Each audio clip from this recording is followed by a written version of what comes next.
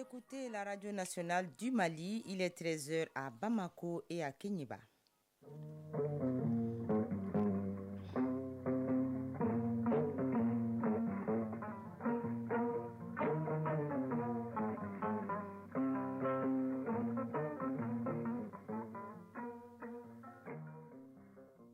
Le journal Tenemba Mounikata.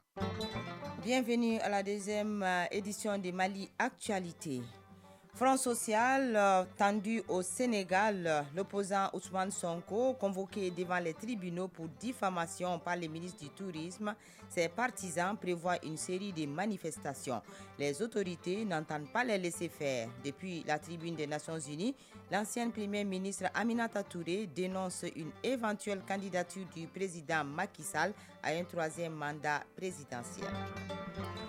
Environnement chez nous, Agibou Koulibaly met en évidence les activités du Cercle des Amis de l'Environnement qui œuvre pour la santé humaine à travers la sauvegarde d'un environnement sain. Et puis sport, Isaac Tchenou nous fournira une page sur le football. Mesdames, Messieurs, bienvenue.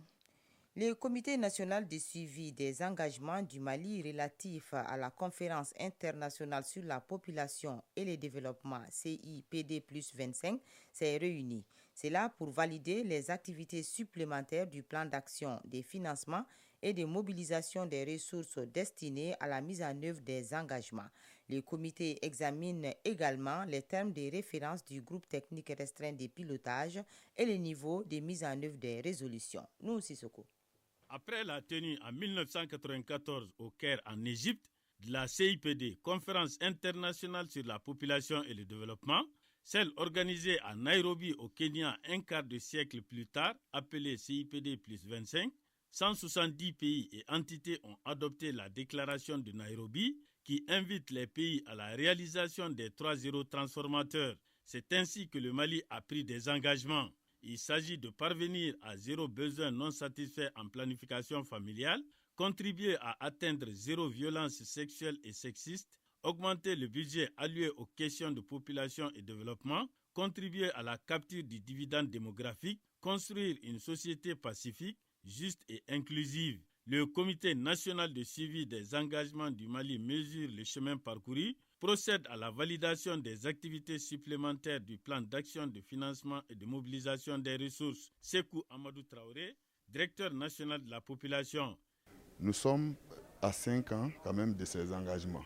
Alors il faut évaluer, voir effectivement au niveau de chaque indicateur, nous sommes à quel niveau. Essayer d'adopter aussi un plan d'action de mobilisation et de financement des activités restantes. Yves Sassenrat, représentant résident de l'UNFPA Mali. L'idée, c'est de voir les engagements que le Mali a faits. Est-ce que ces engagements sont, d'abord, est-ce qu'elles sont encore valables? Le nouveau CRED doit aussi en partie être basé. La CIPD plus 25 visait à mobiliser la volonté politique et les engagements financiers pour intégralement mettre en œuvre le programme d'action de la CIPD. Sambalamadi Kanouté, secrétaire général du ministère de l'Urbanisme, de l'Habitat, des Domaines, de l'Aménagement du territoire et de la population. Les moyens spécifiques pour la mise en œuvre des engagements ont été identifiés et le bilan des acquis sur la base d'indicateurs précis. Et les gaps ont été présentés. Le suivi des engagements du Mali requiert la responsabilité du ministère chargé des questions de population à travers la Direction nationale de la population. Dans la zone de défense de Ségou, l'artillerie renforce ses capacités opérationnelles. 95 maréchals de logis et des brigadiers viennent de boucler leur formation pour les certificats d'aptitude technique 1 et 2 en artillerie au camp Amadou Chekoutal. La cérémonie de clôture de formation a été présidée par le commandant du secteur de l'opération Maliko, colonel Youssouf Oumar Sissé. Les reportages de la DIRPA avec la voix de Fousseni Samake. Après 3 mois de formation technique et tactique en artillerie, ces 95 maréchals de logis et brigadiers, dont 5 personnels féminins, sont désormais aptes à conduire et guider des hommes au combat sur le théâtre de l'opération. Ainsi, les FAMA renforcent leur capacité d'intervention dans le contexte de la loi d'orientation et de programmation militaire. Commandant Brahima Doumbia, directeur du centre de formation CAT1-CAT2 de Ségou. M'adressant aux stagiaires, je leur dirai que cette formation n'est pas une fin en soi.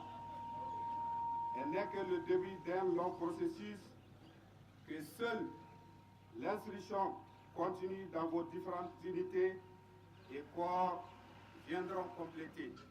En recevant leur certificat CAT1 et CAT2, les stagiaires ont réaffirmé leur engagement pour relever les défis sécuritaires. Colonel Youssouf Oumar Sissé, commandant de la zone de défense de Ségou. Ces formations, d'une importance capitale, constituent des tremplins permettant à des catégories de militaires méritants, que l'on appelle communément et fièrement artilleurs, d'être aptes à exercer avec efficacité le commandement au niveau tactique au sein de l'artillerie qui constitue une arme essentielle et décisive dans le succès de nos opérations. Cette formation s'inscrit en droite ligne des visions de l'état-major général des armées pour la sécurisation des personnes et de leurs biens. Ségou, adjudant-chef Nassou Fane, Fousseiri Samake, Cheikh Tangara pour l'ORTM. Wolobougou, dans la région de Koutiala, cérémonie de fin de formation des 661 stagiaires des forces armées maliennes. La formation concerne les certificats d'aptitude technique numéro 1 et 2 en infanterie. Pendant 3 mois, ces stagiaires ont suivi au centre d'instruction un programme adapté à la situation sécuritaire de notre pays. Ces éléments ainsi formés devront user de ces nouvelles acquisitions pour jouer pleinement leur rôle dans le cadre de la défense de l'intégrité du pays. Brimakoni.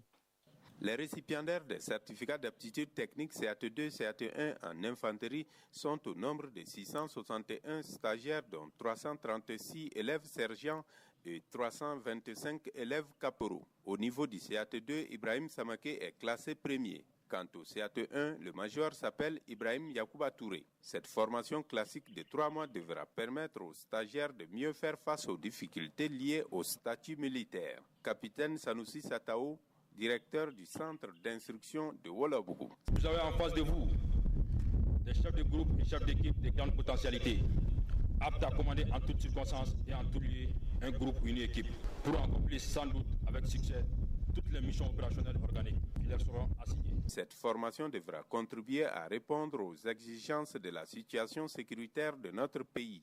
Elle a permis de prôner l'efficacité dans l'accomplissement des missions. Colonel-major Lanzeni Konaté, conseiller au gouvernorat de Koutiala. J'invite donc ces éléments formés à la cohésion, à la discipline, à plus d'engagement pour offrir aux populations la sécurité à laquelle elles aspirent. Pour boucler la boucle de cette cérémonie, des sections des niveaux CAT2 et CAT1 ont tenu une séance de démonstration à Koutiala. Brahima Kone pour l'ORTM. En 5e région, l'ONG Sahel Eco et ses partenaires Oxfam ainsi que la coopération danoise ont procédé à la remise officielle du centre des ressources rurales de Sama dans la commune de Kona. Cette remise s'inscrit dans le cadre des activités du projet promotion des droits de l'homme, de l'égalité sociale et économique et de la consolidation inclusive de la paix. Ces projets entendent soutenir les communautés vulnérables afin qu'elles soient résilientes, pacifiques et que les femmes et les jeunes jouissent de leurs droits économiques. Aminata Touré. Après le centre de ressources rurales de Torosso, c'est le centre de ressources rurales de Sama qui vient d'être remis officiellement. Bâti sur une superficie de 3 hectares, le centre est composé d'un bureau équipé avec connexion Internet, un magasin, un étang piscicole, une unité avicole, un château d'eau solaire. Objectif, résorber en grande partie la problématique de l'eau dans les villages et environs. Mamadou Balo, chargé du programme Sahel Eco. Ces centres constituent des espaces d'échange, de formation, de capitalisation et de vulgarisation des bonnes pratiques agroécologiques. Ils contribuent d'une part à la promotion et la mise à l'échelle des bonnes pratiques de l'éducation climatique inclusive et équitable, au renforcement des capacités de résilience des populations vulnérables. Ces centres construits entrent dans le cadre de la mise en œuvre du projet DANIDA, fruit d'un partenariat entre Sahel Eco et Oxfam, financé par la coopération danoise à hauteur de plus de 35 millions de francs CFA. Fatoumata Gaba, bénéficiaire. Ce centre va contribuer à notre épanouissement. Nous allons nous engager à travailler pour satisfaire les partenaires. Sekou Sidia Koulibaly, premier adjoint au préfet du cercle de Mopti. Cette activité de l'ONG Sahel Eco et son partenaire Oxfam contribue sans nul doute à renforcer davantage l'action du gouvernement dans ses efforts de développement et de gouvernance des ressources naturelles. À titre de rappel, la réalisation des centres de ressources de Sama et Torosso s'inscrivent dans le cadre de la mise en œuvre des activités du projet Promotion des droits de l'homme, de l'égalité sociale et de la consolidation de la paix, avec comme objectif soutenir les communautés vulnérables des régions de Mopti et Ségou pour qu'elles soient résilientes et pacifiques. Mopti, Aminata Touré et Souleymane Tepsugé pour l'ORTM. 13h10 à Bamako, au Sénégal, la coalition d'opposition Yomi Askanwi veut maintenir son appel à des manifestations aujourd'hui et demain à Dakar lors du procès de l'opposant Ousmane Sonko. C'est malgré l'interdiction de la préfecture. Le candidat à la prochaine présidentielle est poursuivi pour diffamation par le ministre du Tourisme. Sa précédente convocation, le 16 mars dernier, avait provoqué des heurts dans la capitale. Dans un contexte de vives tensions, la justice a dénoncé hier une tentative d'insurrection.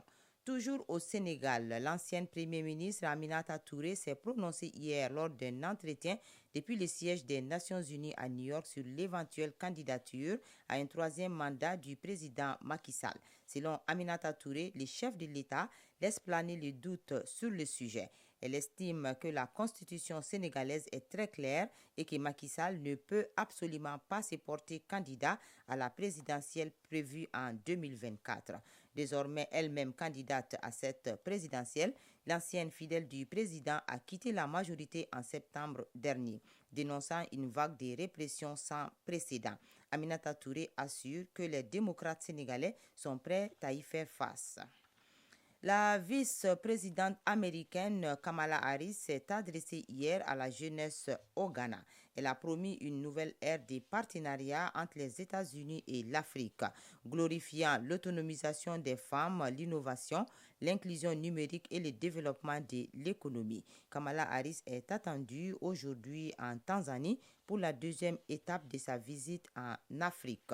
En Turquie, l'opposition conteste la légalité de la candidature du président Erdogan à la présidentielle. À moins de 7 semaines des élections présidentielles et législatives du 14 mai prochain, le Haut Conseil électoral a publié hier la liste provisoire des 4 candidats autorisés à se présenter, dont l'actuel président Recep Tayyip Erdogan.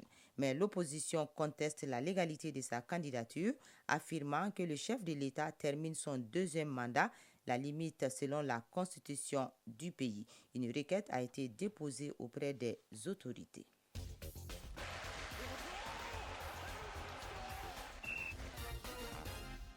Page sport éliminatoire Cannes 2023 au compte de la 4e journée, les Aigles du Mali ont été battus au Maroc par la Gambie 1-0. Malgré cette défaite, le Mali est toujours en tête du groupe G avec 9 points. Éliminatoire Cannes des moins de 23 ans, après son revers du match aller 1-3, le Mali surclasse le Sénégal en l'emportant par le score de 3-0. Le résumé de l'actualité sportive avec Isaac Thienou. Éliminatoire Cannes des moins de 23 ans, après son revers du match aller 3-1, le Mali surclasse le Sénégal et se qualifie pour la phase finale au Maroc. Le Mali l'a emporté au retour par 3-0. Le résumé de la rencontre avec Salif Diakité. Le Mali vole la vedette au Sénégal et se qualifie à la phase finale de la Coupe d'Afrique des Nations des moins de 23 ans. Après leur revers 3-1 à l'aller, les Aigles Espoirs ont complètement inversé la tendance au retour en l'emportant par 3-0. La première mi-temps est à oublier pour les Aigles olympiques.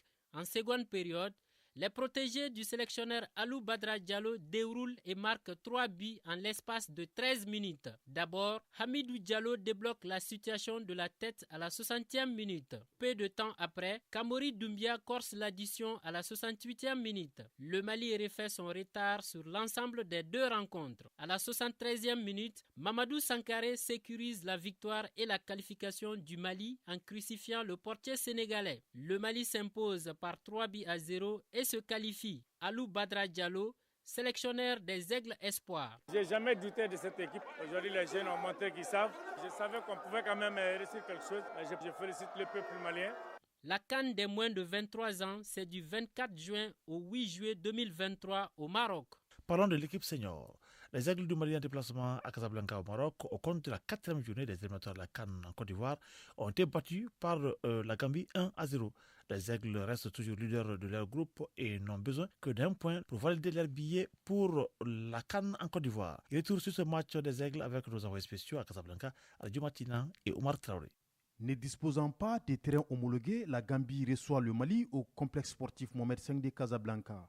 Pour ces matchs comptant pour la 4e journée dans le groupe G, le sélectionneur des Aigles Éric Sékou-Chel a procédé à 8 changements par rapport à l'équipe qui avait démarré le vendredi dernier à Bamako contre la Gambie. Dès l'entame de la partie, les Aigles vont avoir la possession du jeu. Les ailiers Moussa Doumbia et Moussa Djenepo et l'attaquant Sékou Koïta vont buter sur le bloc défensif gambien. Ainsi, il n'y aura pas de réelle occasion de but de part et d'autre. 0-0 à la mi-temps. En deuxième période, les entrées d'Adama Traoré Malouda et Alou Dieng vont faire du bien à l'équipe. À la 63e minute, les Aigles vont avoir leur première véritable occasion de but par l'entremise d'Alou Dieng. Alors qu'on croyait les Aigles totalement libérés à aller chercher la victoire, c'est plutôt les Scorpions de la Gambie qui vont ouvrir le score à la 79e minute. Le capitaine gambien, à la suite d'un corner, reprend le cœur de la tête au premier poteau qui va se loger dans le but d'Ismaël Diarra Diawara. Ce but inattendu des Gambiens sanctionne finalement la partie. Les Aigles s'inclinent 1-0. Éric Sékou-Chel, sélectionneur des Aigles du Mali. Un match où la Gambie est venue avec un bloc très défensif. On n'a pas été très performant au niveau de l'utilisation du ballon pour mettre hors de position ce bloc. Malgré la défaite, les Aigles restent leaders du groupe G avec 9 points à 3 longueurs de la Gambie et du Congo. Lors de la 5e journée, le 12 juin prochain, le Mali se déplacera au Congo pour affronter les Diables Rouges. Casablanca, Adjo Matina, Oumar Traoré pour l'URTM. Sont déjà qualifiés pour la CAN en Côte d'Ivoire le Maroc, l'Algérie, l'Afrique du Sud, le Sénégal, le Burkina Faso, en plus de la Côte d'Ivoire, pays hôte. Chronique de l'environnement. La santé humaine dépend de l'environnement. En effet, la qualité des milieux, de l'air, de l'eau, du sol influence notre état de santé. Les activités humaines peuvent aussi causer des problèmes de santé, notamment les activités industrielles, urbaines ou l'évolution des technologies. Le Cercle des Amis pour la protection de la santé et de l'environnement de la Fondation Santé Environnement s'est donné pour mission la mise en œuvre d'activités diverses de prévention et de sensibilisation sur le problème. Les détails dans la chronique de l'environnement, c'est une réalisation de Agibou Koulibaly. L'Organisation mondiale de la santé estime que les problèmes liés à l'environnement sont la cause de 21% des maladies dans le monde. La grande majorité de ces maladies se manifestent dans les pays en développement. La part qui revient aux causes environnementales est plus importante dans les régions les plus pauvres du monde. Ba Keïta, spécialiste en maladies respiratoires et président du comité de sélection du Cercle des Amis pour la protection de la santé environnement. Selon la définition de l'OMS, la santé c'est quoi? C'est le bien-être qui est à la fois mental, psychique et social et ne se constitue pas uniquement en l'absence de maladie ou d'infirmité. Donc c'est ce bien-être-là que la Fondation a essayé de lier à un élément important qui est l'environnement. D'autant plus que nous savons que si nous prenons la santé en tant que telle, il n'y a que 20% des problèmes de santé qui sont liés au système de santé. Ces 80% se trouvent hors du système de santé, c'est ce que nous appelons les déterminants de la santé. Forte de ce constat, la Fondation Santé Environnement, dans son plan stratégique 2021-2030, a retenu la création d'un label dénommé Cercle des Amis pour la protection de la santé environnement. Mohamed Salia Sokona, coordinateur de la Fondation Santé Environnement. Nous avons donc par rapport à que ça peut être des institutions, ça peut être des personnes physiques ou morales qui s'intéressent à tout ce qui concerne la santé et l'environnement.